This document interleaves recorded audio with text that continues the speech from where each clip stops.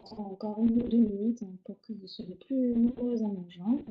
Pour celles qui sont déjà là, est-ce que vous pouvez me dire si vous m'entendez bien et si vous me voyez correctement? Je vous laisse répondre dans le chat qui est juste sur le côté.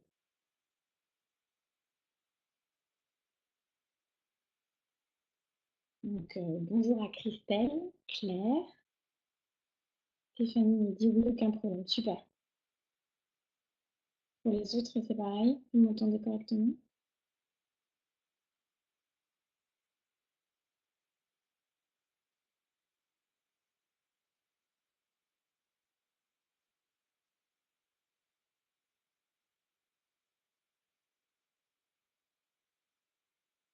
Je suppose que oui.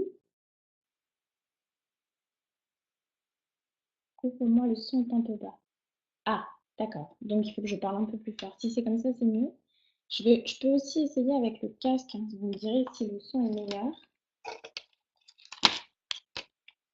Alors, c'est vrai que j'ai quand même plutôt une petite voix. Voilà, dites-moi si le son est meilleur avec le casque.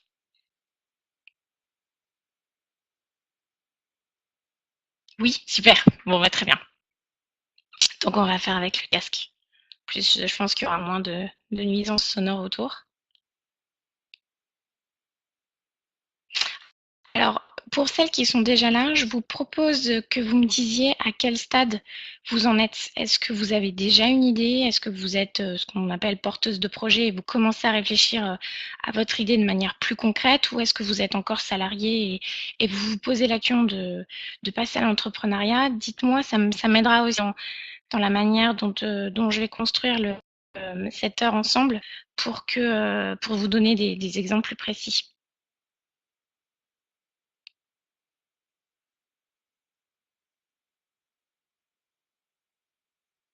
Donc, qui n'a pas d'idée, qui a une idée mais ne sait pas encore ce qu'elle vaut, qui est encore en salariat et se pose la question de se lancer.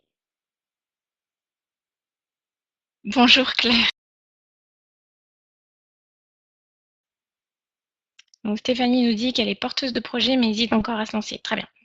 Donc, on essaiera de voir ensemble quels sont les blocages et quels sont ceux qu'on peut lever pour donner confiance pour se lancer.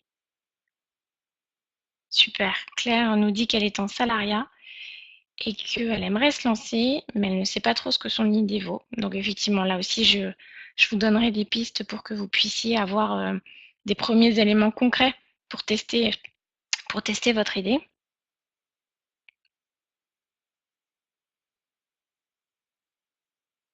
Ah oui, donc potentiellement en août, ça peut être le grand saut. Donc top, c'est une bonne échéance au moins. Parce que je pense que ce qui est souvent le plus difficile, c'est de ne pas avoir d'échéance et du coup on a tendance à repousser en se disant que on aura le temps ou c'est pas le moment. Mais si vous avez une échéance butoir, finalement, en mettant les bonnes choses en place, ça peut vous permettre de faire le grand saut et d'être un peu plus sereine sur le choix que vous faites, quoi. Alors, il est donc 14h06. Donc, je vous propose qu'on commence tout doucement et puis on attendra que les autres nous rejoignent au fur et à mesure. Alors, donc effectivement, le propos de ce webinaire et notre rencontre aujourd'hui, c'est de pouvoir vous donner quelques pistes, 5 notamment concrètes, pour commencer à valider votre idée d'activité ou de business. Je vais dérouler la présentation. En revanche, surtout, sentez-vous libre de poser des questions. L'idée, c'est vraiment qu'on puisse échanger aussi sur votre projet. Qu'on puisse, oui, je vous le disais, échanger, que vous puissiez poser des questions et que vous ayez une idée quand même plus précise du chemin qu'il faudra prendre. Et à la fin, je vous laisserai encore 10 minutes pour que vous puissiez poser des questions plus générales si vous n'avez pas eu le temps de le faire. Sachez aussi qu'on est vraiment toujours joignable par email, hein, pour toutes les questions. N'hésitez surtout pas à la fin de la présentation. Alors, Clarisse nous dit, moi je suis salariée, j'ai l'idée, mais j'ai besoin d'être encadrée pour mon business plan. D'accord. Donc là, vous êtes beaucoup plus avancé. Vous allez effectivement trouver aussi des outils. Souvent, l'idée va un peu plus loin que le business plan. On verra ensemble. Il faut déjà avoir bien répondu au business model pour que le business plan soit plus facile à faire. Mais après, il existe aussi des outils, bien évidemment. Alors, je vous propose qu'on commence. Alors, qui sommes-nous d'abord? Pourquoi on est là aujourd'hui? Donc en fait, je suis cofondatrice, d'Elstart. J'ai cofondé, Elstart avec, Dominique Descamps. On est toutes les entrepreneurs depuis longtemps. Toutes les 2, on a 20 ans d'expérience entrepreneuriale. Dominique a commencé par, être entrepreneur en se lançant en Italie. Elle a monté, 2 sociétés différentes, puis elle est rentrée en France et elle en a créé une autre. Donc, on a été toutes les 2 par moment dans notre carrière expatriée. Moi, je me suis lancée pour la première fois à Dubaï en me disant que j'allais pouvoir créer une carrière un peu plus nomade en me lançant. Et puis, ça m'a permis du coup de rencontrer différentes personnes, travailler sur différents projets. Elstart est ma troisième société aujourd'hui. Voilà, donc on a une expérience riche dans différents secteurs d'activité, dans différents pays, et on a créé toutes les 2 plusieurs sociétés. Donc aujourd'hui, c'est vrai qu'on a le sentiment d'avoir une expérience qui nous permet de donner des outils, nous donner des bons conseils. Et on a décidé en 2015 en fait de créer un écosystème online, donc intégralement online pour que chacune puisse piocher ce dont elle a besoin, quand elle a besoin, où elle en a besoin. Féminin, parce qu'on pense que entre, entre femmes, on est peut-être davantage bienveillante, on a peut-être davantage conscience, Dominique et moi, de tous les freins qu'on peut avoir, qui sont parfois différents de ce que les hommes peuvent ressentir. Et, euh, et le constat qu'on a fait, c'est qu'en fait, en se rencontrant Dominique et moi, on avait vécu les mêmes périodes difficiles quand on crée, quand on se lance et quand on développe. Les doutes, le manque de confiance en soi, euh, l'impression que parfois on n'a pas suffisamment de compétences pour se lancer, qu'on ne connaît pas tous les métiers, qu'on se sent parfois aussi seul. Et donc on s'est dit, bah voilà, on va mettre au service de toutes celles qui veulent se lancer ou qui sont porteuses de projets ou qui sont déjà lancées et jeunes créatrices, notre expérience, nos outils, nos méthodes et notre réseau. Donc aujourd'hui, Elstart est un collectif de 45 femmes qui répondent à toutes les problématiques techniques que les femmes peuvent se poser dans le domaine juridique, comptable, marketing, communication. Voilà. L'idée est de pouvoir mettre à disposition toutes les ressources dont on peut avoir besoin quand on s'est lancé. Voilà pour la brève introduction. Je vous propose maintenant qu'on passe au plan. Donc, je vous propose qu'on voit ensemble toutes les raisons pour lesquelles on est ensemble aujourd'hui lors de ce webinaire, c'est-à-dire l'état d'esprit dans lequel vous êtes, les phases de réflexion que vous traversez. Ensuite, on verra les blocages, comment passer à l'action avec 5 pistes concrètes, et ensuite je vous présenterai la School, donc la formation e-learning qu'on a développée pour avoir véritablement une méthode et vraiment passer à l'action et valider rapidement votre idée pour que vous puissiez passer au développement concret de votre projet. Voilà. Pour celles qui nous ont rejointes depuis le début, n'hésitez pas à me dire si vous n'entendez pas bien ou si vous ne voyez pas bien. Alors, tout d'abord, les raisons pour lesquelles nous sommes ensemble aujourd'hui. Effectivement, depuis quelques mois ou quelques années ou quelques semaines, vous sentez que vous n'êtes plus à votre place et ça peut être pour différentes raisons. Ça peut être un, un job qui vous parle moins en termes de mission, qui vous parle moins en termes de contexte. Peut-être que vous avez moins d'atomes crochus avec vos responsables, avec la mission de l'entreprise. Vous en avez peut-être, vous êtes peut-être lassé de votre quotidien. Pour celles qui sont parisiennes, c'est vrai qu'on a souvent dans les femmes que l'on rencontre lors des salons cette réflexion qui revient, qui est de dire je suis lassée des trajets, je suis lassée du rythme parisien, j'ai envie d'une autre vie, j'ai envie de province ou j'ai envie d'un rythme qui soit plus à l'écoute de mes contraintes familiales, personnelles, de mes envies, de mes passions.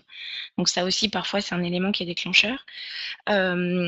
Certains ou certaines ont parfois aussi se sentent prêtes à rejoindre l'entrepreneuriat en ayant bien en tête que la charge de travail doit être plus importante, etc. Mais une envie de liberté, davantage de responsabilité. Et puis pour certaines, elles font aussi le constat que le contexte corporate, donc de l'entreprise, leur convient peu et qu'elles préféreraient être solo. Ça va, je pense notamment à toutes celles qui ont des expertises comme du design web, du web marketing ou bien des expertises comptables et qui souhaitent à un moment donné faire continuer à faire la même chose, mais de manière indépendante pour choisir leurs clients, pour choisir leur rythme, choisir les gens avec qui ils vont travailler et qui sont prêts à se lancer seuls. Au contraire, il y a certaines personnes qui se disent: moi, j'arriverai pas à me lancer, mais j'ai très envie d'entrepreneuriat et j'ai repéré, plus exactement, une ou deux amies ou des gens que je ne connais pas avec qui on pourrait s'associer et j'ai tout d'un coup envie de me lancer. Donc c'est à peu près toutes les phases et toutes les réflexions qu'on peut mener et qui peuvent mener à se dire à un moment donné, j'ai envie de me lancer. Donc, envie de changer de vie. Pour certaines, elles font peut-être que c'est votre cas, en plus du salariat, elles ont déjà une activité en dehors en tant qu'entrepreneur. Je pense notamment à une de nos clientes qui donnait des cours de shiatsu en complément du salariat. Donc, elle avait réussi à négocier avec son entreprise, son responsable, d'avoir un jour par semaine off, donc elle était au 4/5e, qui lui permettait d'avoir son activité de manière indépendante. En revanche, toute la question qu'elle se posait, c'était: est-ce qu'aujourd'hui, je suis capable d'avoir le même train de vie ou en tout cas d'être capable d'être autonome financièrement en ne faisant que ça? Et elle était en phase de réflexion pour faire grandir son activité, la faire passer à une vitesse supérieure pour en faire une véritable activité, une unique activité. Il y en a aussi certaines femmes, beaucoup ont des projets depuis hyper longtemps en tête, quelque chose qui leur revient régulièrement, une petite voix qui enrichit le projet et qui est restée depuis très très longtemps dans ce que je vais dire dans les placards et qui se demandent: est-ce que ça vaut le coup de me lancer? Est-ce que j'ai raison de continuer à avoir cette envie-là? Mais du coup, comment on fait? Comment est-ce que je m'y prends? Par où je commence? Est-ce que ça vaut vraiment quelque chose? Est-ce que je le partage avec les autres? Parce que parfois j'ai peur. Vous êtes nombreuses et on est nombreuses quand on a une idée à pas forcément vouloir la partager parce que si jamais quelqu'un nous prend notre idée. Donc du coup, on traîne ça dans un coin de notre tête sans savoir vraiment quoi en faire. Et en fait, la dernière raison que je trouverais, c'est que on est de plus en plus à avoir cette envie de créer le job de ses rêves. Alors, job de ses rêves, ça veut pas forcément dire on va créer quelque chose d'exceptionnel, on va trouver la super idée, on va travailler que 2 heures par semaine et puis ça nous assurera un revenu, c'est pas ça.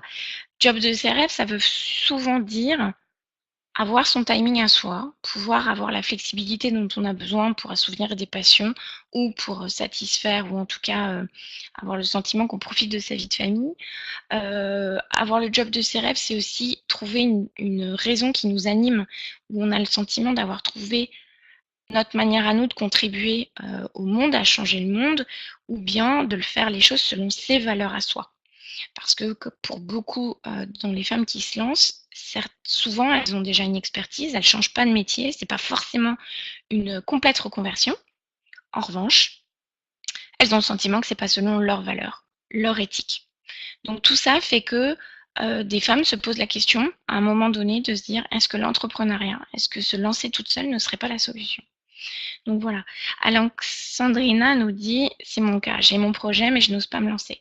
Et le projet, c'est le premier déclencheur pour avoir l'envie de sauter le pas. Par contre, ce qui fait qu'à un moment donné, on se lance, c'est surtout qu'on a validé un certain nombre de points qui font qu'on a l'impression que la prise de risque est mesurée et on y va.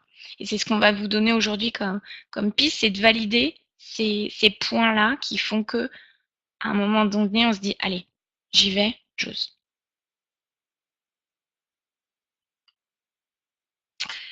Alors ensuite,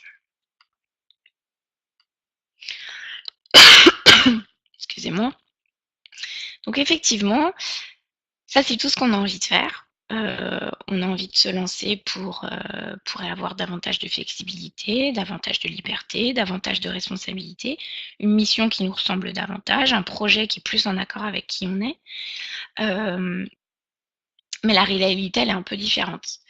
C'est parfois on a de vrais projets, c'est-à-dire qu'on a plein d'idées, mais on ne sait pas laquelle vaut quelque chose, on ne sait pas non plus laquelle nous fait le plus envie.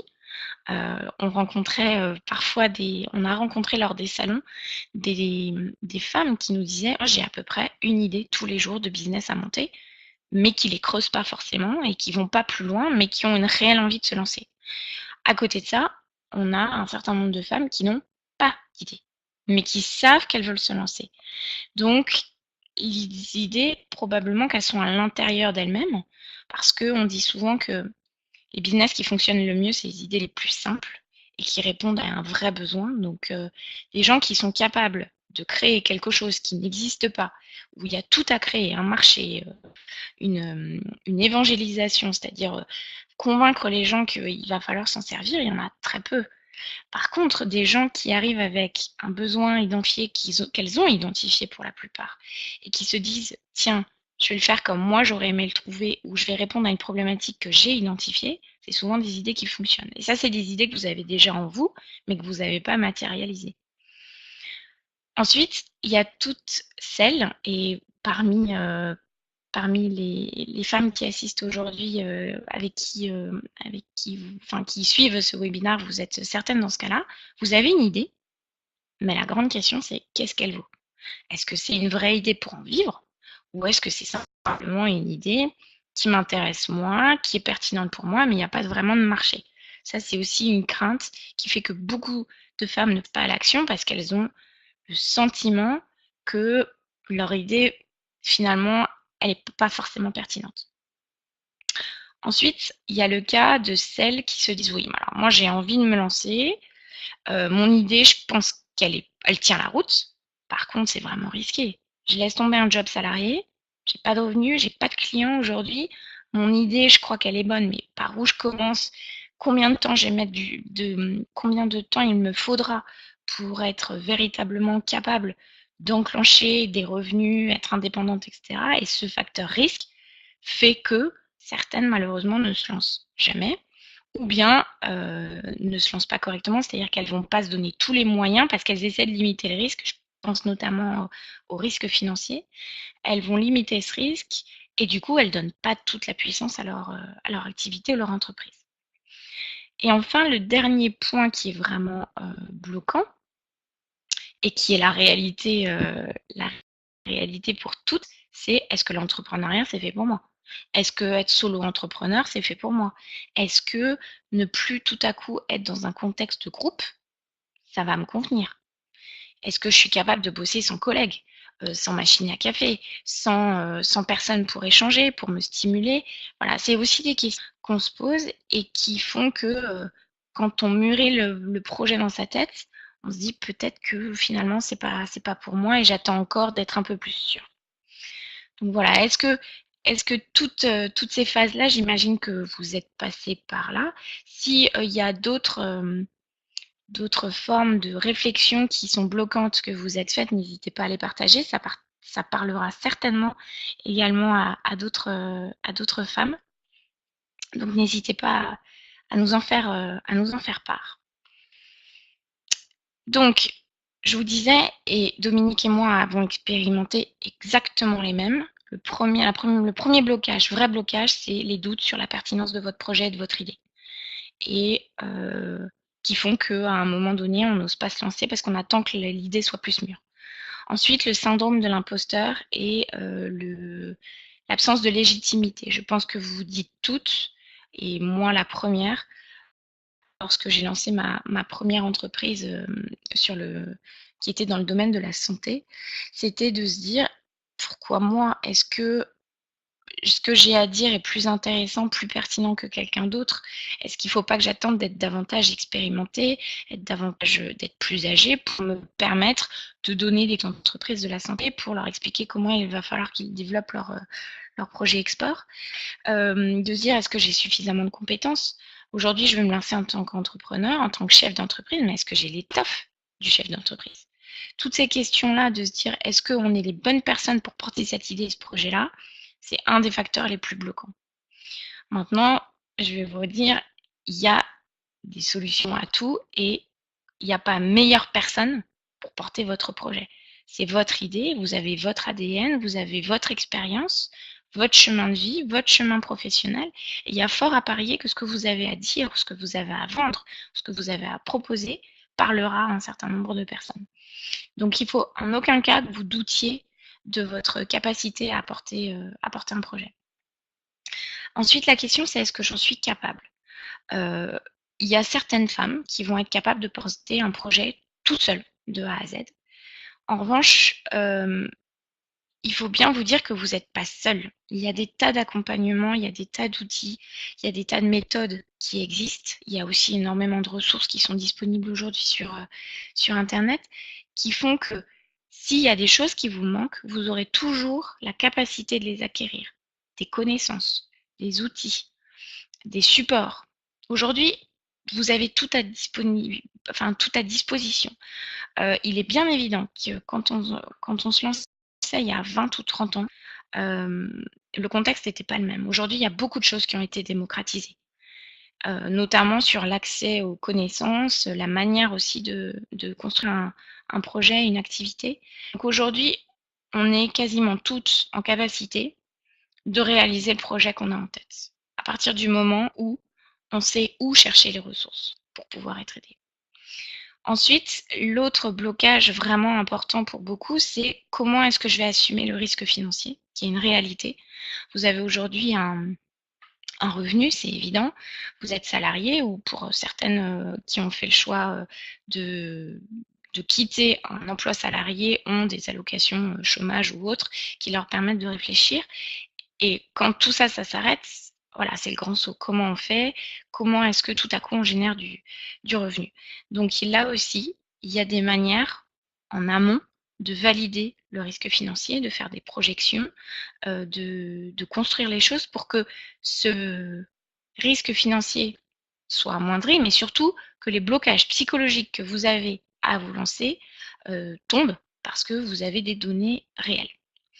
Voilà pour tous les blocages. Donc, les blocages sont très souvent psychologiques parce que je vous le disais, il y a toujours des manières de mettre en place les choses, mais elles vont porter sur sa capacité à porter le projet, donc soit est-ce qu'on est la bonne personne pour le faire, les risques financiers de l'activité, qu'est-ce que ça suppose comme investissement, qu'est-ce que ça suppose comme temps pour commencer à dégager un chiffre d'affaires, et puis après, est-ce que mon idée vaut quelque chose et est-ce que j'ai raison de vouloir aller encore plus loin dans ce projet-là.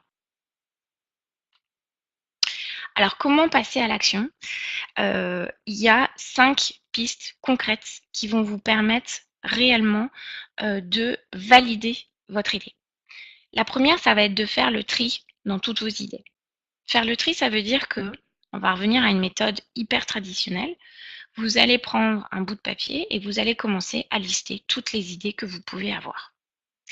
De ces idées-là, il y en a certaines, automatiquement, vous allez commencer à vous dire non, enfin celle-là, elle vaut rien. Celle-là, je suis pas sûre d'avoir envie de faire ça au long cours, tous les jours, pendant 3 à 5 ans. Et puis, finalement, sur toute votre liste d'idées, peut-être qu'il y en a une ou deux qui vont ressortir. Sur ces deux idées-là, gardez-les bien en tête et essayez de les étoffer un petit peu. Donnez peut-être 4-5 éléments qui vous font penser que cette idée-là vous correspond. Pourquoi vous avez envie de suivre cette idée-là? Qu'est-ce que vous allez apporter au monde de différence si elle existe déjà? Pourquoi est-ce que vous allez la faire différemment? Pourquoi vous avez vraiment envie de la porter? En quelques points simplement. Et du coup, ces idées-là, certainement qu'il y en a une qui va se dégager plus que les autres. Et du coup, vous aurez une idée sur laquelle avancer et réellement travailler. Le deuxième axe, ça va être de vous interroger sur votre capacité à vous lancer. Est-ce que je suis réellement faite pour l'entrepreneuriat ou une solo activité. Et là, de la même manière, interrogez-vous sur qu'est-ce que vous aimez aujourd'hui dans le salariat et qu'est-ce qui vous pèse dans le salariat. Est-ce que le fait d'être seul, ça vous effraie ou est-ce que ça vous conforte? Le fait de travailler de chez soi, parce que ça va certainement être le cas quand vous allez vous lancer. Après, vous avez la possibilité d'aller travailler dans des coworking. Si votre activité vous grandit, ce que je vous souhaite, c'est que vous allez pouvoir prendre des bureaux, mais au départ, il y a fort à parier que vous allez travailler de chez vous. Est-ce que ça vous convient? Est-ce que vous êtes aussi prête à ne pas avoir de structure? C'est-à-dire qu'il va falloir tout à coup savoir faire tous les métiers. Être comptable, être directeur marketing, être commercial parce qu'il va falloir aussi porter votre projet. Donc toutes ces choses-là, commencez à réfléchir sur est-ce que c'est fait pour vous? Parce que si votre idée est pertinente, mais que vous n'avez pas la sensation que dans une TPE, une micro-structure, vous allez pouvoir la porter parce que finalement, vous avez besoin d'avoir une infrastructure autour de vous, des collègues, de l'émulation. Voilà, il y a fort à parier que c'est ou pas encore le moment ou que finalement, c'est pas vraiment ce qu'il vous faut. C'est aussi un bon moment pour vous demander si vous avez envie de monter ce projet seul ou si vous préfériez le monter avec d'autres personnes. Aujourd'hui, l'association, c'est vrai que ça peut être quelque chose de formidable quand on trouve la bonne personne. On dit souvent avec Dominique que le fait d'être à deux nous rend meilleurs. Parce qu'on est deux, on a envie de rendre des comptes à l'une et à l'autre et donc du coup on pousse davantage les choses. Ça aussi pousse le matin à se lever parce que de l'autre côté, il y en a une autre qui travaille sur le même projet et on a envie de faire avancer les choses. Parce qu'on peut challenger l'idée, vous n'êtes pas toute seule à réfléchir, quelqu'un d'autre peut vous donner des idées, enrichir et même mettre à l'épreuve vos idées, donc c'est aussi très stimulant. Mais à côté de ça, certaines sont très d'être seul maître à bord parce qu'elles ont des idées très claires sur leur projet. Donc ces questions-là, c'est aussi des choses qu'il faut que vous posiez avant de commencer à réfléchir vraiment à la pertinence et la viabilité de votre idée. La troisième piste concrète sur laquelle il faut que vous travailliez, c'est évaluer vos ressources. Évaluer vos ressources, ça veut dire plein de choses. Ça veut dire vos ressources financières. Est-ce que vous avez mis de l'argent de côté?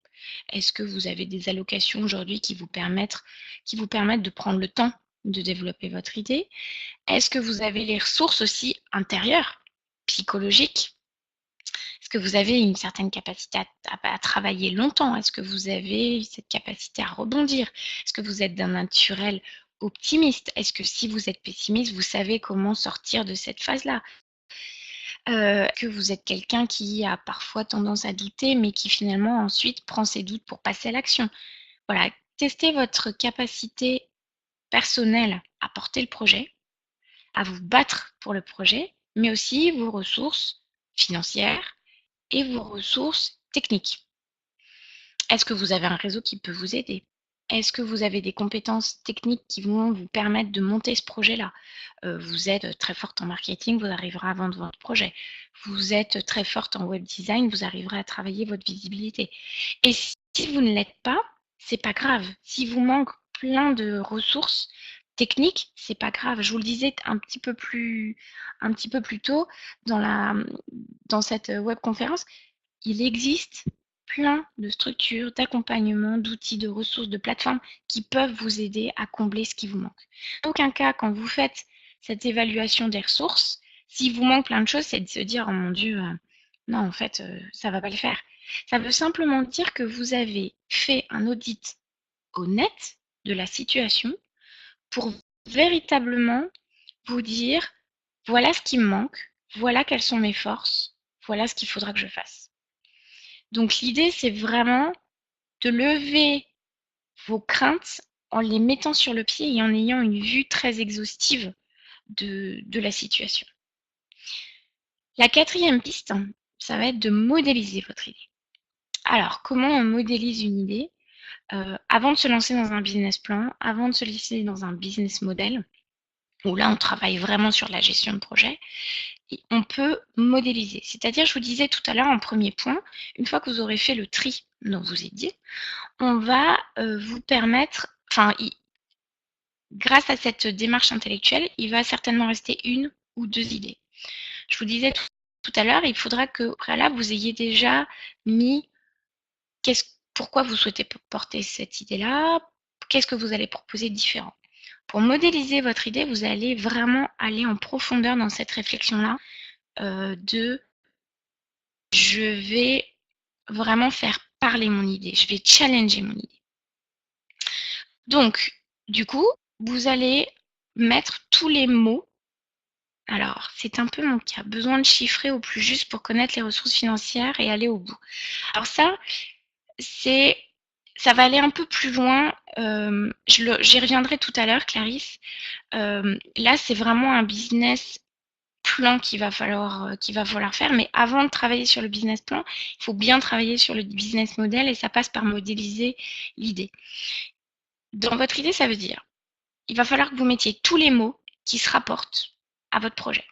Dans les mots, il va falloir dire, par exemple, à qui s'adresse votre projet? Est-ce que c'est une cible qui existe? Est-ce elle a déjà un besoin? Qu'est-ce que vous allez proposer dans votre idée?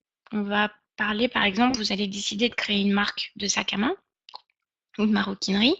Très bien. Par contre, pourquoi est-ce que votre marque, elle est différente? Parce qu'il y a des plus jolies couleurs, parce que les matières sont différentes, parce que l'esprit dans lequel vous la construisez est différent. Essayez donc d'étoffer sur votre offre et mettez tous les mots. On va reprendre le cas des sacs à main, ça va être chic, abordable financièrement, des jolies couleurs, un état d'esprit gai, des sacs évolutifs, voilà, toutes les choses que vous allez proposer. Ensuite, vous allez détailler qui va être votre cible. Votre cible, est-ce que ça sera des femmes jeunes, des hommes, des femmes moins jeunes? Qu'est-ce qu'elles font? Comment elles travaillent? Essayez de creuser en fait pour avoir un peu plus d'idées précises sur qui va pouvoir acheter. Ensuite, vous allez détailler comment il va falloir fabriquer ces sacs. Alors ces sacs, est-ce que vous allez les fabriquer seuls? Est-ce que vous allez demander à un atelier de vous aider à les faire? Est-ce que vous avez déjà les tissus? Est-ce qu'il va falloir que vous sourciez les tissus? Pourquoi vos tissus, ce sera cela plutôt qu'un autre? Est-ce que ce sera de la wax africaine pour faire des sacs? Est-ce que ce sera du cuir brésilien? Est-ce que ce sera des tissus que vous aurez chinés à Paris et où vous allez faire des assemblages de tissus? Toutes ces choses-là, commencez aussi à les lister. Et une fois que vous allez arriver, en fait, ce qu'on appelle un mapping de votre idée, vous allez avoir un certain nombre de mots qui vont ressortir. Si vous n'avez pas cette capacité à mettre plus de 50 mots autour de votre idée, il y a fort à parier que votre idée, elle n'est pas encore suffisamment mûre et qu'il va falloir que vous creusiez davantage votre réflexion avant de passer à une étape intermédiaire. Ensuite, il va falloir que vous challengez votre idée, c'est-à-dire elle est restée dans votre tête, vous avez peut-être échangé avec Julie, votre meilleure amie, avec votre mari, mais vous n'êtes pas allé plus loin que ça. Il va falloir, une fois que vous avez modélisé sur votre papier, sur votre mapping, votre idée, il va falloir que vous en parliez un peu plus autour de vous pour voir quelle est la réaction des gens. On revient à notre exemple du sac. Ah super, le sac, génial. Mais il en existe déjà beaucoup, pourquoi le tien va être différent? Et du coup, le retour que vous allez avoir de votre cible ou non, des gens avec lesquels vous allez échanger, va vous permettre de vous donner davantage d'éléments pour enrichir la modélisation de votre idée. Voilà les 5 étapes sur lesquelles il faut vous travailler qui vont déjà vous permettre en fait de vous rassurer sur votre capacité à porter le projet, sur la pertinence de votre idée. Et tout ce travail-là, en fait, sont déjà des premiers éléments qui risquent de vous dire, vous faire penser en tout cas, ouais, j'ai raison de poursuivre cette idée, c'est une bonne idée, j'ai les moyens d'aller au bout. Maintenant, je vais rebondir sur la question de Clarisse. Chiffrer au plus juste, c'est toujours très compliqué. Après, il serait intéressant de connaître quel est votre projet, mais c'est difficile quand on n'est pas déjà dedans en fait, de chiffrer de manière très précise. Par contre, on peut avoir des ordres d'idées. Donc, on peut avoir des ordres d'idées de potentiellement qu'est-ce qu'on aimerait vendre au vu de la cible qui existe déjà, du marché qui existe, combien du coup ça va nous coûter. Si c'est un produit, c'est un peu plus facile parce qu'on a des coûts des coûts de production qu'on peut chiffrer. C'est un petit peu plus difficile quand tu proposes du service ou bien quand on propose des choses un peu différentes qui ne sont pas matérielles. Mais l'idée, c'est d'avoir des grandes masses, en fait, et de faire correspondre la masse de ce que ça va coûter et de ce que ça va rapporter. Alors, je suis pâtissière et je souhaite ouvrir un coffee shop. Ok. Alors, effectivement, là, dans ce cas précis, il y a des choses qu'il est possible de chiffrer. Le coffee shop, entre le bail commercial, le fonds de commerce, c'est des données qu'on peut avoir de manière précise. Même si on n'a pas identifié exactement la localisation, on a des fourchettes de prix. Ensuite, tout ce qui va être nécessaire d'avoir comme investissement, du matériel pour les chaises, pour les tables, voilà, tout ça, c'est des choses qu'on peut évaluer. Après, les besoins en fonds de roulement, hein, à savoir les matières premières, etc. Et il va falloir faire des simulations en ayant une hypothèse de base. Combien est-ce que je souhaite offrir de pâtisseries, de boissons, etc. Quel est mon stock minimum? Là, par chambre de métier, souvent, par exemple, si on prend les cafés restaurateurs, c'est des éléments qui peuvent vous donner pour avoir vraiment des idées un peu plus précises sur ces gros blocs. L'idée n'est pas d'aller dans le détail parce que vous ne serez pas capable de le faire. Par contre, après, derrière une simulation de combien est-ce qu'on va avoir potentiellement de clients, est-ce que là où je souhaite me... Souvent, on reprend un, un fonds de commerce déjà existant. Parfois, ce sera une activité qui est un petit peu proche. Voilà, c'est aussi partir sur ces hypothèses de départ de ceux qui avaient le lieu avant et combien ils avaient de chiffre d'affaires, de clients, de passage pour avoir des éléments. Donc, tant qu'on n'a pas trouvé le vrai lieu où on va s'installer, l'offre complète de ce qu'on a fait, c'est compliqué d'avoir des données extrêmement précises. Par contre, comme je vais me répéter, mais on peut avoir des idées des grands blocs de dépenses pour se rendre compte si oui ou non on a la capacité financière à le financer et si oui ou non c'est pertinent. Est-ce que c'est un problème de taille parce qu'on a une taille critique qui fait que le lieu, il faut qu'il soit plus grand pour générer davantage de revenus, pouvoir assumer les charges financières. Voilà. Dans le cas d'un commerce physique, il est toujours important de savoir dans la ville dans laquelle on va faire de la zone d'achalandise. Donc, est-ce qu'il y a beaucoup de trafic, de passage? Voilà, vous aurez beau avoir une super visibilité et convaincre les gens de venir, c'est vrai que si la zone dans laquelle vous vous installez est une zone qui est plus calme, ce sera plus compliqué. Au sein d'Elstart, on a accueilli il y a quelques mois une femme qui souhaitait monter un café-librairie. Voilà, et qui du coup a réussi à monter ce café-là et qui a fait le constat que voilà, la zone qu'elle avait choisie pour son café n'était pas forcément pertinente parce que c'était calme et elle avait peu de passages. Et du coup, c'était compliqué de faire venir sa clientèle. Du coup, elle a fermé ce café-là et elle a rouvert quelque chose ailleurs avec le même business model. Voilà, donc ça, c'est toutes des choses qui sont propres à votre ville, propres à votre projet et qui vont plus loin que juste valider une idée et passer à l'action. Là, on est vraiment dans la concrétisation du projet et là, il est important de se faire aider. C'est compliqué de le faire toute seule sans avoir de structure pour vous aider. Donc, je vous disais, les chambres de métier peuvent vous donner des indications sur des blocs de dépenses. Après, c'est se rapprocher aussi de la ville dans laquelle on souhaite développer ce commerce-là parce qu'ils peuvent aussi avoir des éléments pour vous aider à construire. Voilà.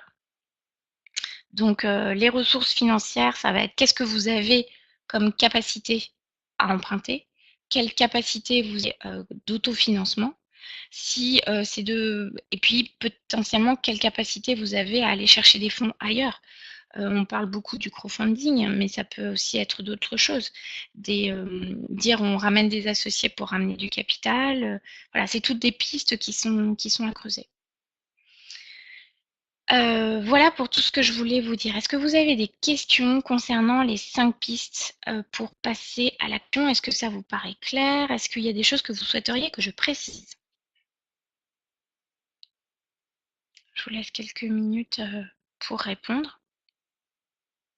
Est-ce que dans celles qui ont, des super merci Claire. Est-ce que dans celles qui souhaitent se lancer et qui en sont vraiment au stade de l'idée sans rien avoir posé par écrit, est-ce que ce sera plutôt du service, des biens ou bien des ou bien comme, Clarisse, un fonds de commerce, une activité concrète, enfin physique?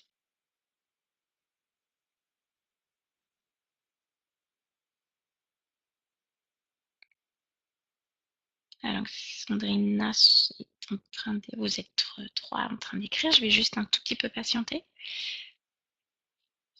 Alors, juste pour vous parler de mon cas personnel, donc la première société que j'ai créée, je l'ai montée seule avec un réseau de partenaires et donc je vendais du conseil aux entreprises du milieu de la pharmacie. Et donc là, j'ai fait que de l'autofinancement, mais j'avais assez peu de dépenses à faire. Donc mon idée, elle était surtout à valider sur la pertinence de mon offre et qui est-ce que j'allais aller cibler, parce que les grandes entreprises n'avaient pas forcément besoin de moi. Donc là, il n'y a pas eu besoin de beaucoup de ressources financières. La deuxième société, en revanche, on a créé avec 15 autres associés une start-up de compléments alimentaires qui existe toujours, qui est en Suisse. Et donc là, il y avait besoin de beaucoup plus de fonds. Et en fait, deux des associés avec lesquels on a monté le projet étaient uniquement responsables d'aller chercher des fonds. Donc, ils ont été voir tout ce qu'on pouvait avoir comme allocation de la ville, de la région, du pays, de différentes bourses, de champs de métiers et autres. On est allé chercher des associés qui ramenaient aussi de l'argent.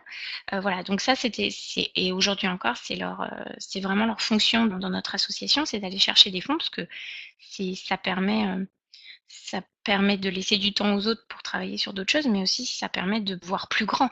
Parce en démarrant quelque chose à 15, bah forcément on a tous apporté un peu d'argent, et puis il y avait ces deux personnes qui allaient chercher des fonds et qui font que on a pu monter quelque chose de gros. Donc voilà, donc et ensuite avec Dominique, c'était l'intermédiaire, c'est-à-dire on a tout financé en fonds propres. On avait des besoins de capitaux parce qu'on montait une plateforme sécurisée, on avait besoin de ressources, etc. Donc on a investi, mais on a investi à deux et uniquement en fonds propres. Et on est aujourd'hui uniquement deux cofondatrices avec maintenant une nouvelle collaboratrice, mais voilà.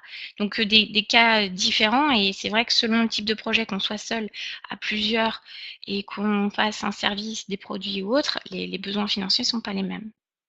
Alors, Claire, plutôt service. J'aimerais cumuler plusieurs activités projets.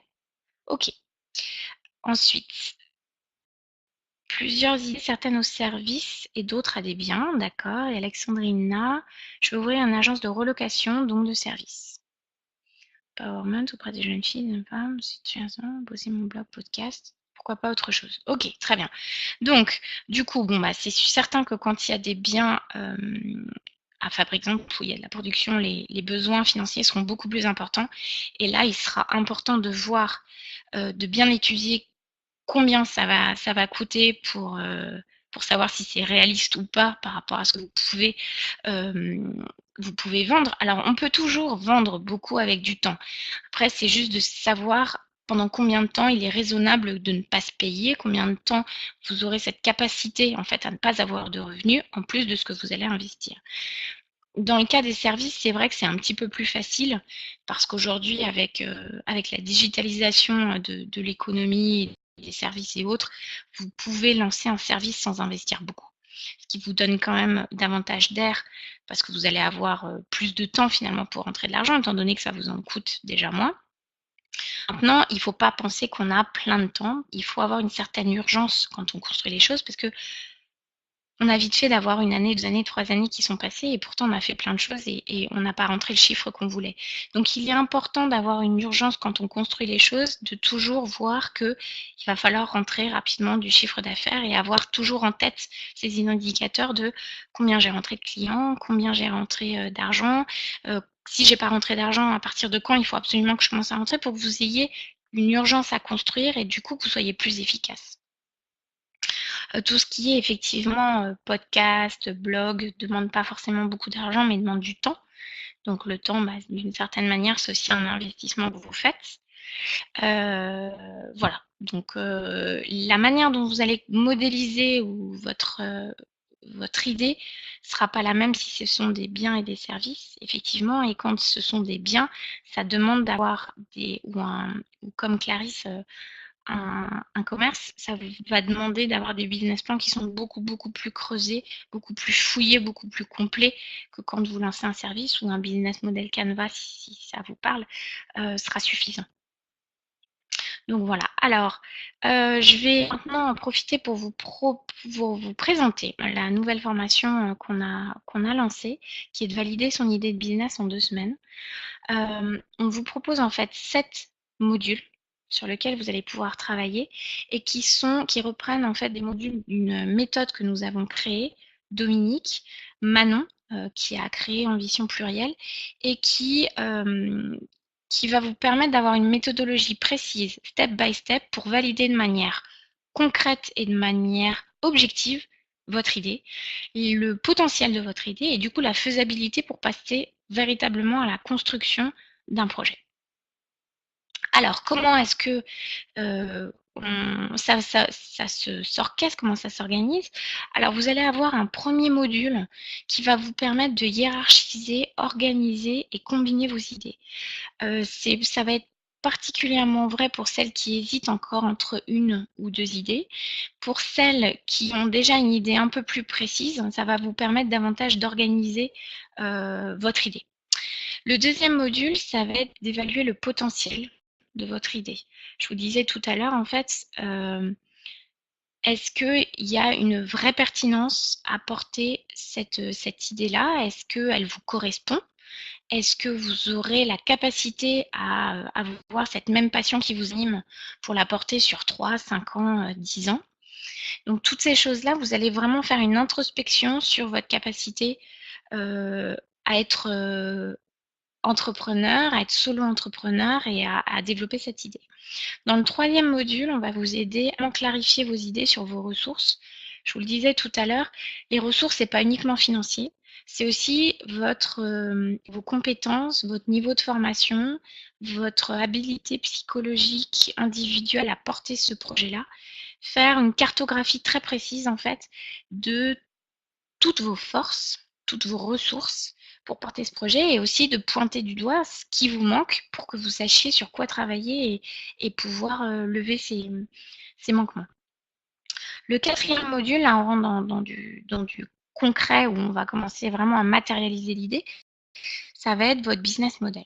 Je vous disais tout à l'heure, si vous avez des idées plutôt de service ou bien des idées de service ou des biens qui ne sont pas très compliqués, un business plus light, business model plus light va vous convenir. Donc là, on ne parle pas encore de business où on va coucher des chiffres, on parle de business model où on va dégager en fait quelles sont vos sources de revenus, quelles sont vos sources de dépenses, voilà, et faire correspondre ces deux gros blocs pour voir si rapidement vous pensez que l'idée est viable. Ensuite, il va falloir pitcher votre idée. Votre idée, elle ne vaut pas grand-chose tant qu'elle est dans votre tête. Il va falloir que vous puissiez la confronter au monde. Et pour ça, il faut être capable de l'énoncer clairement. On dit qu'une bonne idée, c'est une idée qui tient en une ou deux phrases et que n'importe qui peut comprendre. Donc, on dit souvent, si vous prenez l'exemple de votre grand-mère, comment est-ce que vous expliqueriez votre idée? Si vous êtes capable d'expliquer très rapidement, très simplement votre idée, il y a fort à penser que c'est une bonne idée. Dans le module 6, on va vous aider à tester à plus grande échelle votre idée en élaborant des sondages. Si vous avez 10 réponses d'amis qui pensent que votre idée est top, c'est bien, par contre, ce n'est pas suffisant pour se lancer. Il faut que vous ayez 50, 100, 150 personnes qui vous aient exprimé. Parce qu'en fait, par leur retour, vous allez pouvoir enrichir votre idée de départ et repartir en fait à votre idée au module 4 qui va vous permettre d'enrichir votre business model. Donc, c'est une fabuleuse opportunité d'avoir du feedback sur votre idée. Et enfin, le module 7, on va vous aider, maintenant que votre idée, on arrivera à la conclusion, soit qu'elle est super bonne et que vous aviez raison d'écouter votre petite voix qui vous dit ah, j'ai envie de me lancer, ou quelqu'un, on commence par quoi? Comment est-ce que vous allez réellement commencer? Et donc là, on vous propose une feuille de route sur 3 mois pour mettre en place les choses et construire réellement votre projet. Soit vous allez arriver au constat que votre idée, elle n'est pas encore assez mature. Et là, on va vous donner des pistes pour la retravailler, la faire mûrir, la faire grandir. Ou alors, on va arriver à l'idée que votre idée, elle n'est pas bonne. Et c'est pas grave, parce que vous pouvez repartir après sur le module 1 et aller chercher vraiment davantage qu'est-ce qui vous fait envie, quelle idée vous pourriez poursuivre. Donc, quel que soit en fait l'issue sur l'idée que vous aurez proposée ou non, vous aurez un chemin de route et des réponses précises pour aller plus loin. Voilà tout ce que je pouvais vous dire. Donc la school est actuellement à la vente jusqu'à fin mai. Lorsqu'on vous enverra le replay, on ne manquera pas de vous donner le lien si vous souhaitez vous inscrire. Elle est à 99 €. Vous allez recevoir en fait sous forme de mail tous les 2 jours un nouveau module. On pense que en fait vous avez besoin de temps pour digérer, pour assimiler, réfléchir, maturer en fait les différentes étapes. Donc on vous enverra un module tous les 2 jours. On est bien évidemment tous les jours disponible par mail pour répondre à vos questions. On fera également un appel de groupe avec toutes celles qui participent à la school pour pouvoir échanger sur votre projet. Ensuite, on vous donne la possibilité aussi de vous adresser à des expertes si vous le souhaitez pour davantage creuser votre cas particulier dans le cadre de consultation bien entendeur de la formation. Donc la formation est en ligne depuis 2 semaines maintenant.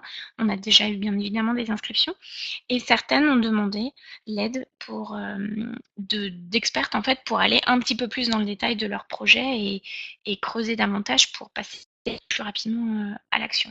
Mais c'est pas du tout une obligation. Simplement avec la formation sur 2 semaines, vous avez déjà beaucoup de réponses et vous allez pouvoir passer à l'action parce que finalement vos blocages psychologiques vont être levés parce que vous allez vous rendre compte que vous avez des ressources, vous avez des compétences, votre idée vaut le coup et ça vaut le coup de se lancer. Et puis après, sur tous les risques que ça peut supposer, vous allez commencer à les mesurer. Donc là aussi, ça vous aidera à passer à l'action et à lever les derniers doutes que vous pourriez avoir. Voilà, donc je vous disais, on vous enverra un email avec la présentation et le lien. La school est ouverte jusqu'au 31 mai. Et voilà, et vous n'hésitez surtout pas à nous poser des questions si vous en avez. La méthode qu'on a développée a vraiment a pour mission en fait de vous donner des éléments concrets, une vraie méthodologie pour pouvoir déterminer de manière objective que vaut votre idée et quelle est votre capacité à porter cette idée. Nous, c'est une méthode qu'on a utilisée quand on a créé Elstart. La méthode est bien enrichie parce qu'il y a eu l'apport de Manon d'Ambition Plurielle qui a, elle, vraiment apporté beaucoup qui, sur l'aspect psychologique et sur la capacité de chaque personne à porter ou non le projet. Nous, avec Dominique, on était davantage sur une partie un petit peu plus modélisée, challengée et aller vraiment dans le business model et tirer les chiffres, les idées, la value proposition. Manon a apporté vraiment ce côté-là où il est important que vous fassiez un choix qui soit aussi en harmonie avec la vie que vous avez, avec ce que vous êtes et ce que vous avez envie de faire. Donc c'est vraiment une school qui est extrêmement complète parce qu'on brosse l'aspect individuel, l'aspect psychologique et l'aspect vraiment business de l'idée. Alors, donc, est-ce qu'il y a des idées qui n'aboutissent pas en business? Oui. Oui, il y en a qui n'aboutissent pas. Normalement, quand vous faites toute cette étape préliminaire de validation de votre idée, vous allez vous rendre compte qu'il y a des idées qui ne peuvent pas aboutir parce que soit elles demandent trop d'argent, soit le marché n'est pas prêt, soit finalement vous n'avez pas vraiment envie de l'apporter ou votre idée n'est pas suffisamment différenciante. C'est pas parce qu'il y a beaucoup de concurrence qui existe déjà que vous n'avez pas de place. Parce que la manière dont vous allez faire vous allez mettre en place cette idée, vous allez faire vivre cette idée, elle vous sera propre et elle ne sera pas celle des autres parce que vous êtes différente. Donc ça, en aucun cas, c'est un facteur bloquant. En revanche, quand il existe beaucoup de choses, il est important d'avoir un facteur différenciant. Et c'est ça qu'il va falloir bien identifier. Donc, il y a des idées qui n'aboutissent jamais ou qui ne sont pas assez riches pour en faire une activité qui soit viable. Vous pouvez toujours développer une activité, en vendre un petit peu, mais l'idée aujourd'hui, c'est que vous en fassiez une activité qui soit financièrement rentable, viable. Donc, c'est vraiment d'évaluer cette faisabilité financière aussi. Est-ce que vous allez pouvoir simplement vous contenter, entre guillemets, de cette idée-là pour vivre? Donc, et toutes les idées permettent pas d'en vivre. Après, vous avez aussi, et on l'a dans le cadre de la plateforme, des femmes qui n'ont pas forcément envie d'en vivre, qui ont envie de générer un revenu, mais qui n'ont pas forcément de besoins financiers et qui souhaitent avoir une activité qui leur correspond, qui leur plaît, avec laquelle elles sont en phase et qui génèrent du revenu parce que ça montre que l'idée est bonne, mais qui n'ont pas besoin d'avoir un salaire pour en vivre de manière indépendante. Donc ça aussi, c'est une réflexion à mener. Quel est votre besoin financier à terme? Je vis à l'étranger, je voudrais, donc c'est Alexandrina qui nous dit, je vis à l'étranger et je voudrais savoir si les conseils du programme fonctionnent pour les entreprises créées à l'étranger. Oui, ça fonctionne. Il y a forcément je vous le disais tout à l'heure, on a créé Elstart, moi je vis à Houston, Dominique vit à Londres, on a notre collaboratrice qui vit à Paris. On a monté les choses de manière nomade et puis on s'est dit que voilà, on voulait le faire pour la France parce qu'à terme, on souhaite rentrer en France. Mais la manière de construire un business, elle est vraie quel que soit le pays dans lequel vous allez développer. Ce qui va changer après, ça va être des questions de réglementation, où là, c'est un pas encore après cette étape-là de validation. Ça va être les coûts qui sont liés à votre pays. Est-ce que, enfin, le coût de la main-d'œuvre, là encore la réglementation, le coût des matières premières. Ces choses-là, elles sont différentes, mais finalement, la manière intellectuelle de valider l'idée, elle reste la même et elle est vraie quel que soit le pays. Donc oui, la méthode fonctionne.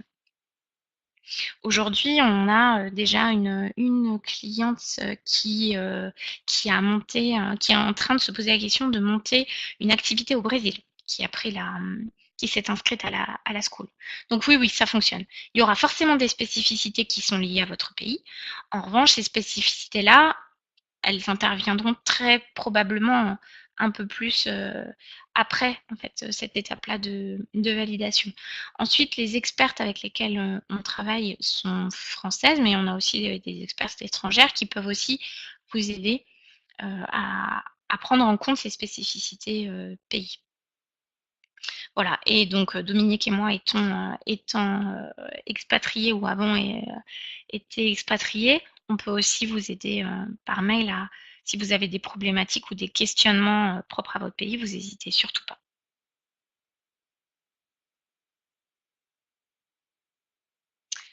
Voilà, est-ce que vous avez d'autres questions? Est-ce que vous avez l'impression que ça enrichit votre réflexion et votre souhait de vous lancer, ou est-ce que vous dites au contraire je suis pas complètement prête. Est-ce qu'il y a il y a des choses que je pourrais éventuellement vous dire ou vous préciser qui pourraient vous rassurer ou en tout cas enrichir votre réflexion?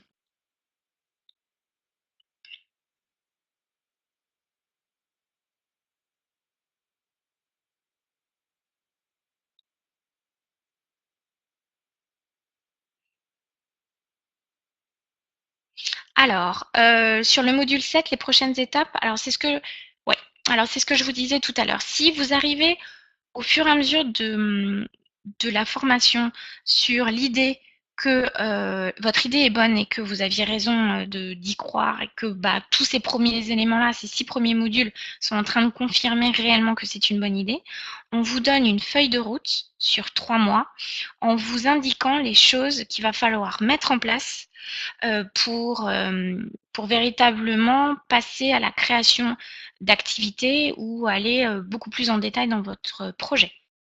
Donc ça va être tout ce qui est protection propriété intellectuelle, comment est-ce que vous allez déposer vos statuts, comment voilà, on vous indique en fait à quel moment et à quel mois vous allez devoir travailler sur différents sujets pour que vous ayez vraiment une feuille de route et pouvoir continuer en fait à travailler de manière concrète sur votre projet.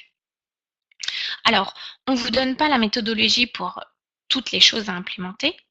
C'est pas le propos de la formation. Par contre, bien évidemment, après, ça fait partie des services qu'on propose et des ressources qu'on propose chez Elstart dans le cadre de l'abonnement mensuel où effectivement on vous détaille chaque étape des 3 mois de création.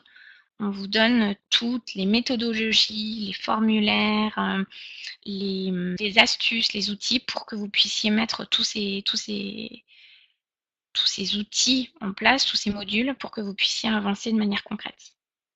Voilà, donc juste pour votre information, l'abonnement mensuel chez Elstart est de 24,90 € par mois, sans engagement, ce qui vous permet en fait, selon votre degré d'avancement, votre volonté aussi d'aller vite ou non, vous pouvez piocher les ressources, construire les choses à votre rythme. On a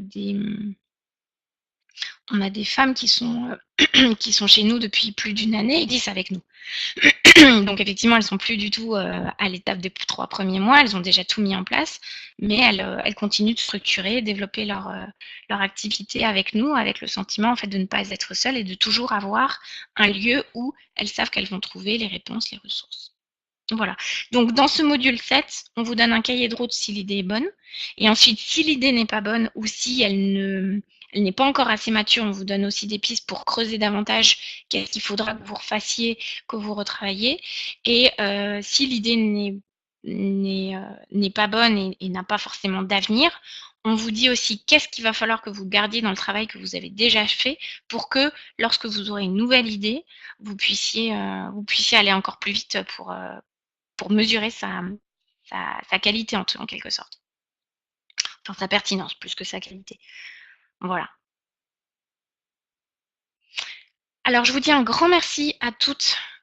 Vous êtes une sorte d'incubateur. Oui, tout à fait. Non, non, c'est moi qui étais trop vite. Oui, c'est une sorte d'incubateur. Alors, le profil des entreprises que vous allez trouver en incubateur, très souvent, on va vous demander d'avoir des business models qui sont différenciants, qui sont innovants.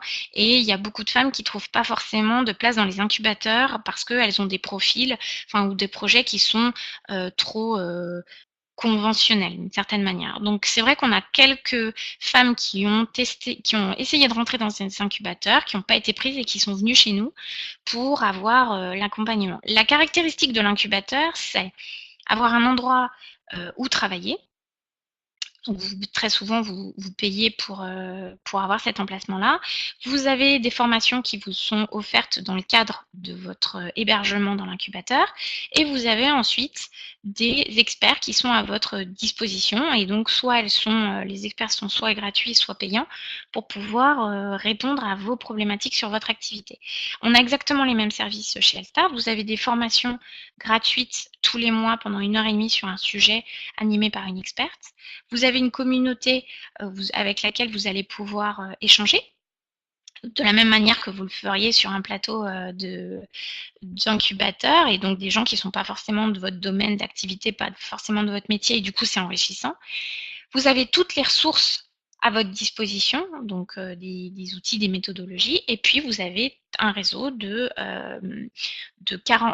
35 expertes qui peuvent vous donner des réponses précises à tous vos questionnements et à vos problèmes techniques pour pouvoir passer à l'action, résoudre des problèmes, notamment juridiques, comptables, mais ça peut aussi être technique, votre référencement de site internet, comment est-ce que vous construisez votre offre, comment vous targetez votre cible. Toutes ces choses-là, c'est des choses pour lesquelles vous pouvez vous adresser directement à nos experts. Donc effectivement, on offre le même type de service qu'un incubateur. Par contre, vous n'avez pas de durée de temps. L'incubateur, généralement, vous restez 6 mois, 1 an. Elstart, c'est à la carte. Et puis après, bien évidemment, le coût est quand même bien moindre parce qu'il n'y a pas cet hébergement physique. Voilà. Avec plaisir, Claire. Donc, écoutez, voilà, donc il me reste à vous remercier pour votre temps, pour votre disponibilité, pour vos questions. J'espère que vous aurez les idées un petit peu plus claires et que vous avez des éléments. N'hésitez pas à vous inscrire à la school, ça vous permettra d'avoir une vraie méthodologie pour aller vite. Je pense notamment à celle qui s'arrête en août. C'est vrai que s'il y a cette échéance d'août, je vous invite vraiment à creuser les choses le plus tôt possible pour avoir des réponses claires et pouvoir vous lancer sereinement. Ça vous permettra de gagner du temps et d'avoir une méthode qui est efficace, mais aussi qui est juste. Euh, N'hésitez surtout pas, même en dehors du cadre de la school, à nous poser des questions. On sera ravis d'y répondre avec Manon et Nick. Si vous avez encore des questions concernant la formation ou concernant l'entrepreneuriat en général, l'idée c'est pas de faire des consultations pour chaque cas, mais voilà, si on est aussi là pour vous écouter. On vous enverra un mail dans la semaine avec le lien du replay et puis le lien pour la school. Voilà. Je vous souhaite en tout cas beaucoup de réussite à toutes. Je vous encourage vraiment vivement à vous lancer. L'entrepreneuriat est une aventure fabuleuse. Et le meilleur conseil qu'on m'ait donné, moi, c'est qu'est-ce que tu ferais si tu n'avais pas peur? Et voilà, et la réponse c'était de me lancer et j'ai bien fait. Donc, je vous invite vraiment à le faire. C'est effrayant, mais finalement, avec une bonne méthode et avec des outils, on arrive à rendre la chose moins effrayante. Et puis, finalement, on n'est jamais tout seul. Il y a plein de choses qui existent pour être entouré et pour que le chemin soit et moins d'embûches. Voilà. Je vous souhaite à toutes une bonne fin de journée et puis j'espère à très bientôt.